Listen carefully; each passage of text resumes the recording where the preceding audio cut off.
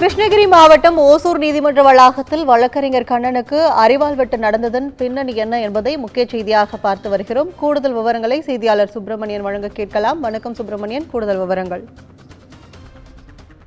கிருஷ்ணகிரி மாவட்டம் ஓசூரில் நீதிமன்ற வளாகத்தில் வழக்கறிஞர் கண்ணன் கொடூரமாக வெட்டி கொலை செய்யப்பட்டார். இந்த சம்பவம் பெரும் அதிர்வலைகளை ஏற்படுத்தி இருக்கிறது. குறிப்பாக நீதிமன்ற வளாகத்திலேயே இந்த வழக்கறிஞர் கொலை செய்யப்பட்ட சம்பவம் பல்வேறு தரப்பிலிருந்தும் கண்டன குரல்களை எழுப்பியிருக்கிறது. அது மட்டுமல்லாமல் கிருஷ்ணகிரி மாவட்டம் ஓசூரில் மூத்த வழக்கறிஞராக பணியாற்றி வருபவர் சத்யநாராயணன், இவரது சத்யா என்பவரிடம் கண்ணன் என்பவர் பயிற்சி வழக்கறிஞராக பணியாற்றி வருகிறார். அதே போல அவரது மனைவி, அதாவது ஆனந்தனுடைய மனைவி சத்தியவேணி, இரண்டு பேருமே பயிற்சியாளராக இருக்கிறார்கள்.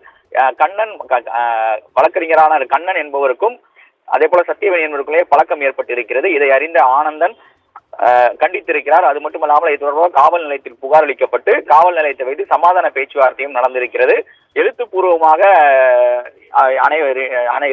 இரு தரப்பினர் எழுத்துப்பூர்வமாக காவல்துறையினர் கடிதம் பெற்றிருக்கிறார்கள். இந்த நிலையில் நேற்று கண்ணனிடம் கண்ணன் நேரடியாக சத்தியவேணியிடம் பேச முயன்றதாக தெரிய வந்திருக்கிறது. இது தொடர்பாக ஆனந்தனுக்கு தகவல் தெரிவிக்கப்பட்டது. அது மட்டும் இல்லாமல் ஆத்திரமடைந்த ஆனந்தன் நேற்று நீதிமன்ற வாசலில் வைத்து கொடூரமாக வெட்டி கொலை செய்திருக்கிறார்.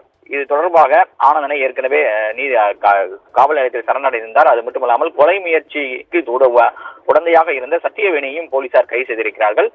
கைது செய்யப்பட்ட 2 பேருமே நீதிமன்றத்தில் ஆஜர்படுத்தப்பட்டு சிறையில் அடைக்கப்பட்டிருக்கிறார்கள். உங்கள் விவரங்களுக்கு நன்றி.